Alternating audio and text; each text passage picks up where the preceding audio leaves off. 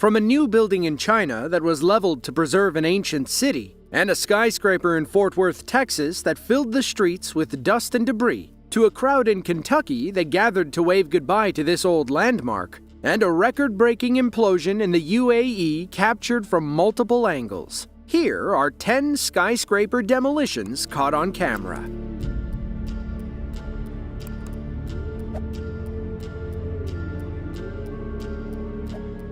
Chinese builders and development planners have a terrible habit of biting off more than they can chew. Throughout the 2010s and 2020s, we've seen plenty of mega projects go up nationwide only to fall into ruin and be condemned years later. One recent example is Sunshine City 2, which was supposed to consist of 15 high-rise apartment buildings in Kunming, the capital of Yunnan province. After construction stalled in 2013, authorities in Kunming finally decided to tear the eyesores down in August of 2021. They took about 3 years to build, but only 45 seconds to fall.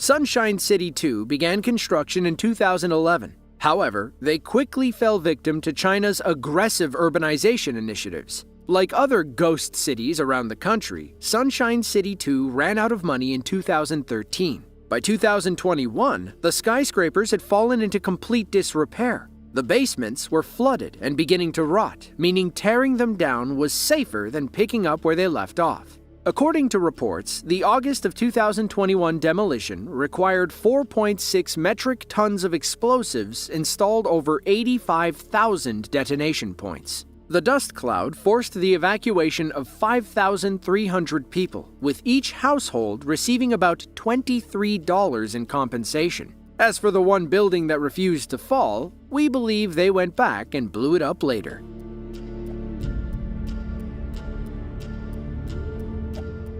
On June 26th of 1950, builders in Fort Worth, Texas, broke ground on Landmark Tower, a 30-foot structure that would soon be the tallest building in the city. It was supposed to be the future home of Continental National Bank, but the building only made it 4 stories off the ground. Construction halted in the early to mid-1950s when the economy took a nosedive. Then, in 1956, builders returned to work, and the remaining 26 floors were added. Landmark Tower officially opened in 1957 when workers completed the finishing touch, a massive rotating digital clock on top of the building.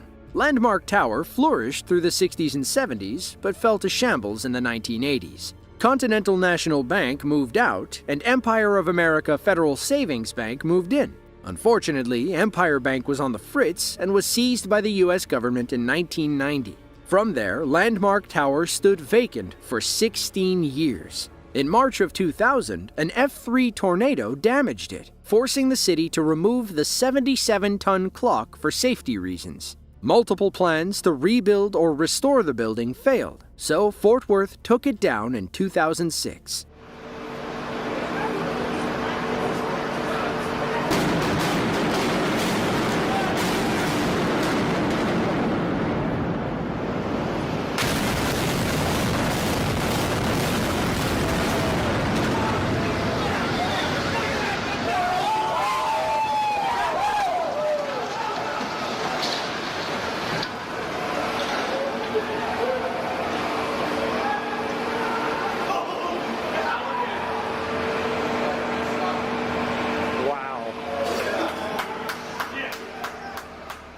Here's what the implosion looked like from down the street.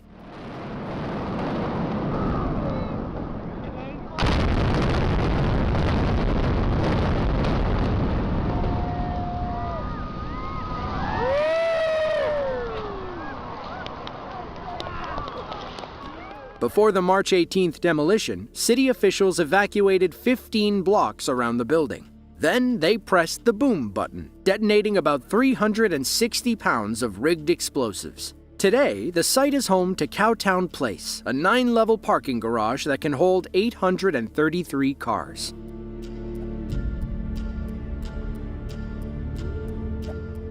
In 1969, an American billionaire named Howard Hughes shelled out $17 million for a failing hotel and casino in Las Vegas, Nevada. At the time, the Landmark Hotel was supposed to be the tallest building on the Strip, but construction delays, poor management, and a lack of funding left it in disarray by the mid-1960s. Hughes sunk another $3 million into the construction and finally opened the hotel and casino in the summer of '69. It featured 400 slot machines, over 500 hotel rooms, and a massive rotating restaurant on the top floor. It was a happening spot, hosting local legends like Danny Thomas and Frank Sinatra. Unfortunately, the 1980s weren't kind to the Landmark Hotel. It changed hands multiple times after Howard Hughes passed away and went bankrupt in 1985. It officially closed in 1990 as it couldn't compete with the new resorts moving onto the Strip. In November of 1995, Las Vegas decided to tear down the Landmark Hotel. About 7,000 people gathered to wave goodbye to this Las Vegas legend.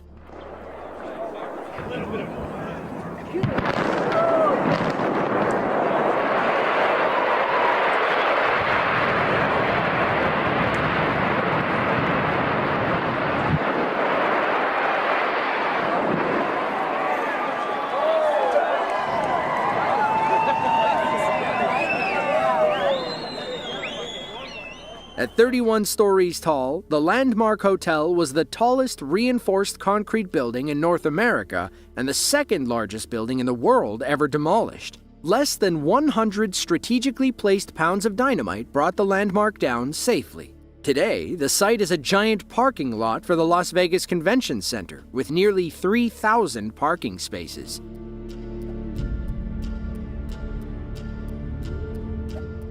On March 11th of 2018, a sizable crowd gathered in Kentucky's capital city of Frankfort to watch the controlled demolition of the Capitol Plaza Tower. This 28-story office building was once the tallest structure in Frankfort, though it wouldn't remain that way for long. Construction began in 1968 and finished in 1972.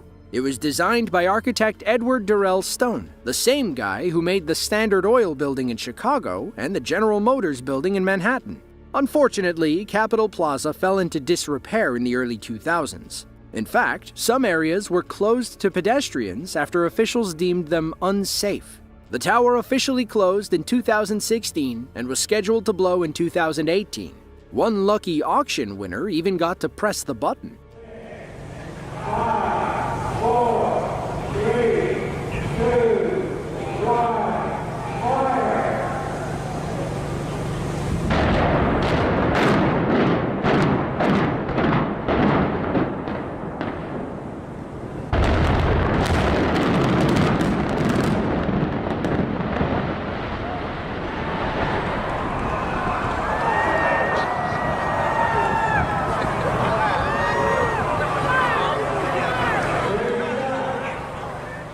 Here's what the demolition looked like from the back of the crowd.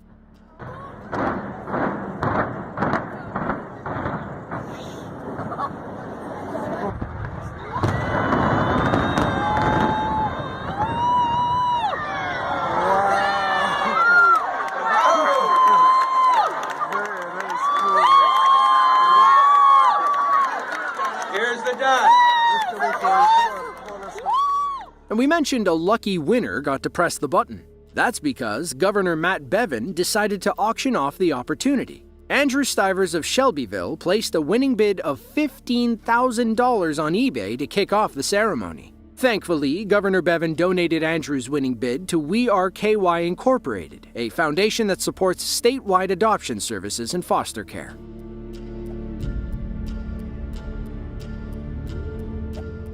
On November 27th of 2020, the Mina Tower complex in Abu Dhabi set the world record for being the tallest building demolished with explosives. At 541 feet, the housing complex was technically unfinished when the government decided to tear it down. An Arab company, Modon Properties, teamed up with Scottish engineering company Safedom to set the new record. They rigged the Mina Plaza with over 13,000 pounds of explosives and 16,000 separate detonators. Then they stepped back and watched from afar as the iconic portside towers came crumbling down.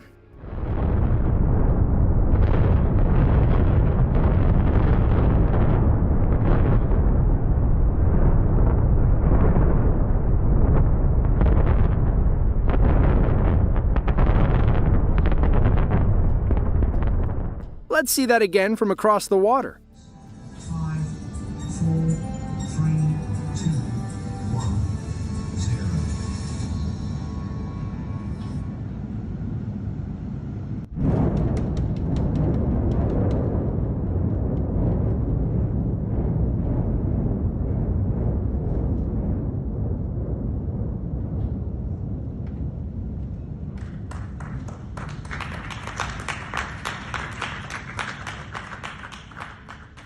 A man on his cell phone was lucky enough to capture the demolition from the safety of his own apartment complex.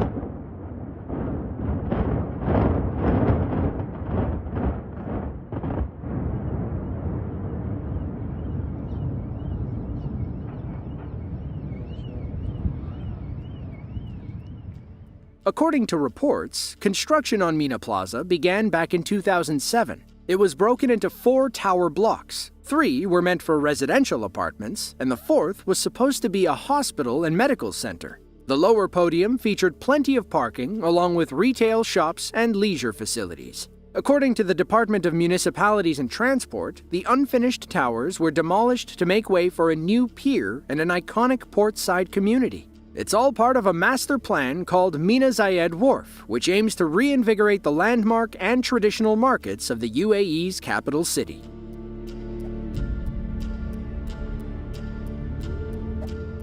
China is filled with ancient cities. One of the oldest is Datong in northern Shanxi province. It dates back to 457 BC, when the Zhao clan of Jin conquered the region near Inner Mongolia. Today, about 1.8 million people live between 4 historical districts in the built-up metro area. In the 2000s and 2010s, the then mayor of Datong launched an ambitious plan to restore the ancient walls and houses. In a sense, it was out with the new and in with the old. One of those new buildings was a 300-foot apartment complex near the ancient walls. Per the mayor's request, demolition crews rigged it with 1,500 kilograms of explosives and brought it down on August 8th of 2016.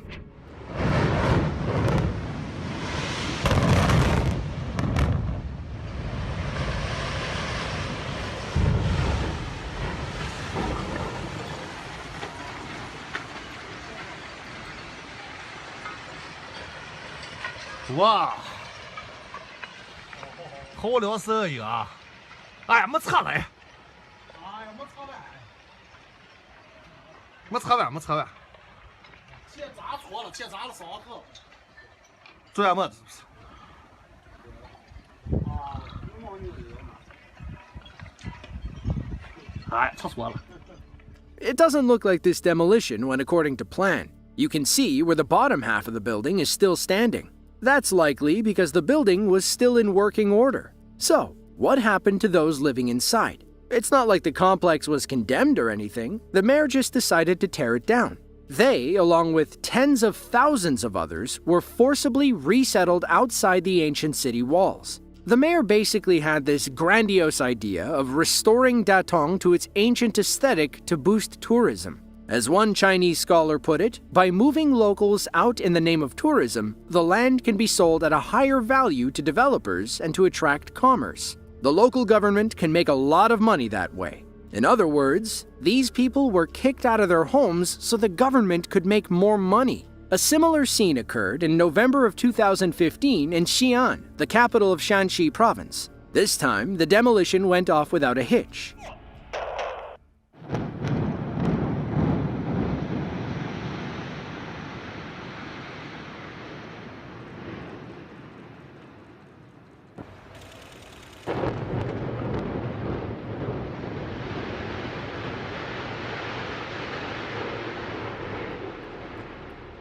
It's unclear why city officials wanted this building torn down. We don't believe it had anything to do with preserving ancient aesthetics. It sat unused for 16 years, at which point 1.5 metric tons of explosives were used to bring it down.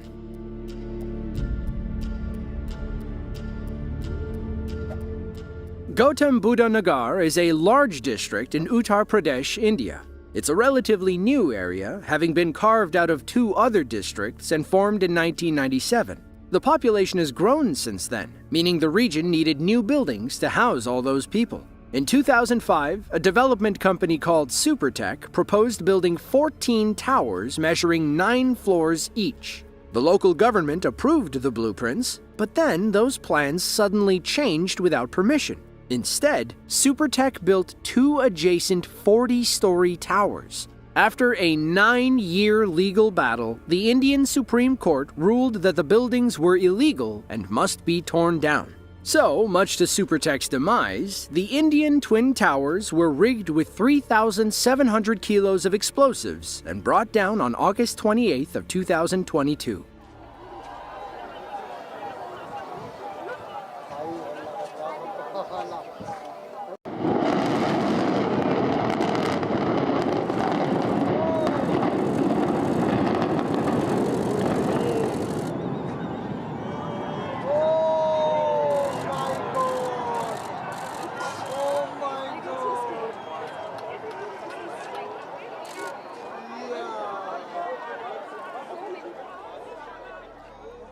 It only took 10 seconds for the Indian towers to fall, making you wonder if it was all worth it. It's unclear why Supertech changed course and built 2 giant buildings without permission. Maybe they were trying to call the Supreme Court's bluff? They can't stop us if the towers are already built, right? Wrong. The court ruled that Supertech had to repay everyone who purchased homes in the towers plus 12% interest from the time of booking. They were also fined for blocking sunlight and fresh air in nearby areas during the illegal construction. In the end, Supertech learned a valuable lesson. Always stick to the plan.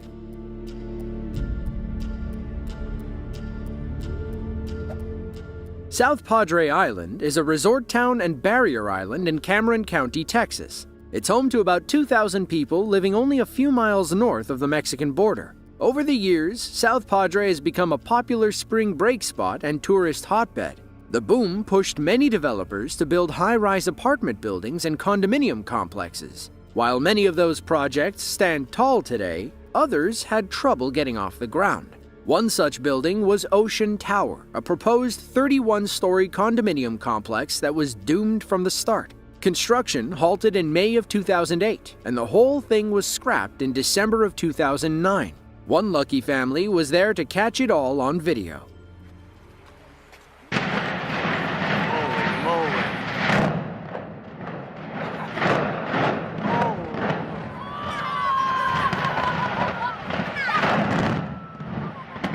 Holy moly! Oh! Go in front? Let's see that again from another angle.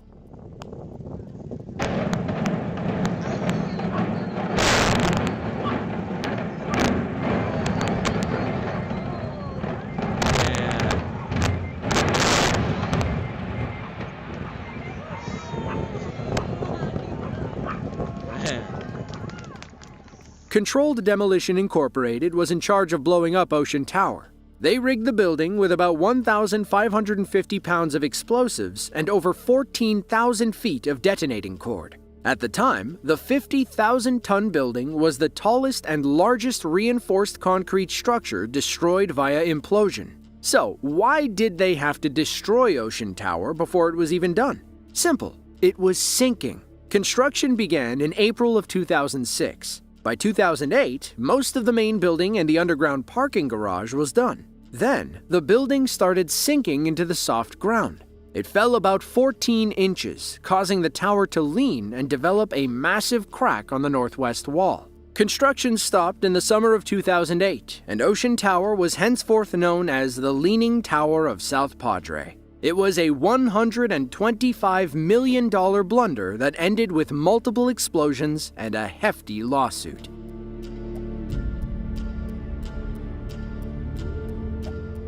On September 5th of 2018, a deadly 3-day fire broke out at the Bank of Lisbon Tower in Johannesburg, South Africa. The 23-story building went up in flames when an electrical fire began on the top level, which was occupied by the Department of Health. According to reports, the tenant departments, which were primarily local government branches, hadn't bothered to install proper fire suppression systems. They also failed to conduct any fire risk assessment and maintain their firefighting equipment. Sadly, their oversights cost them the whole building, and 3 firefighters lost their lives. About a year after the fire, on November 24th of 2019, Johannesburg finally tore the burned building down.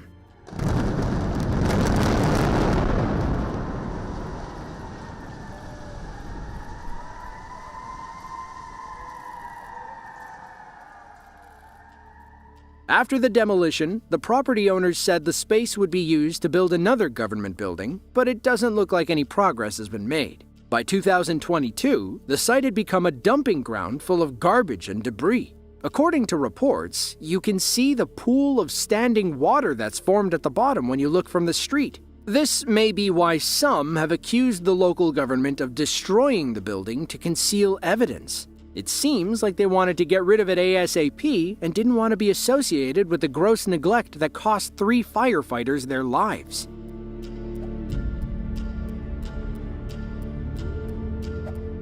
Blackpool, England is a seaside resort town in Lancashire. It sits on the Irish Sea coast, about 27 miles north of Liverpool. For the longest time, its residents were forced to look at the Queen's Park Flats, a series of 5 high-rise apartment buildings that had been abandoned since 2011. Some of them used to live there, but it doesn't mean they liked it. Over the years, people inside and outside the flats began complaining about them. There were leaky pipes everywhere and plenty of antisocial behavior. It too often made front-page news as a hotbed of criminal activity. At one point, the turnover rate was 25%. So, in 2011, Blackpool voted to tear the buildings down and start over. Demolition officially began in 2014, with 2 of the towers coming down in pieces. Then, on July 31st, they opted for a quicker method via controlled demolition.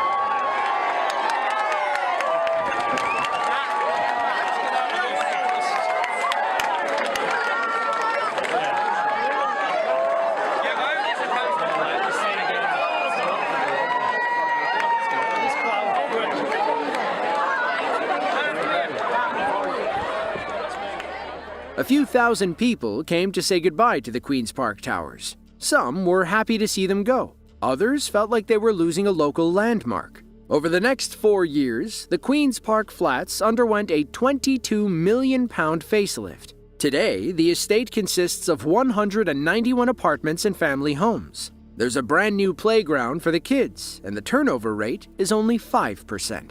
If you enjoyed this video and want to see another just like it, be sure to click the link on screen now. With that, thanks for watching, and we'll see you in the next one.